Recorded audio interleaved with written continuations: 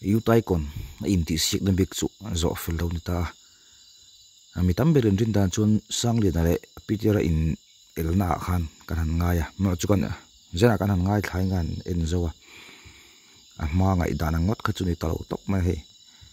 bk ron zai tham amazon in chu chuang chun zena pa ngai a zai kan ngai thave a lenga bk van nei le a contest dan pui te hi chu top 50 ron che tha te tin top 10 bora ron in vor te top 5 top 6 vel ron in vor che tha te noma ani chu a hnunga akal beka tu vak ma point shelo ni bk ti punan samang lo then tlang pa tia alo sia po an tam zo khiling ka sia amaro chu a hun poimo ber mai final zanah ron che tha em ya tuna hian ama ar be sei le ring reng lo pon icon ni ring hi tam em to mai ni pon ese zai lo ngai thapotang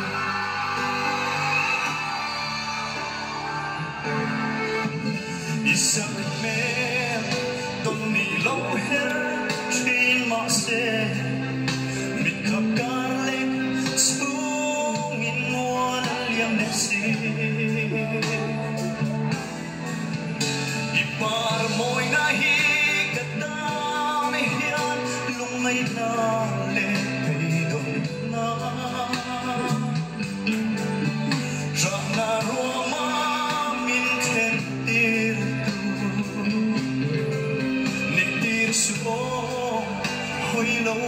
ba cái em chim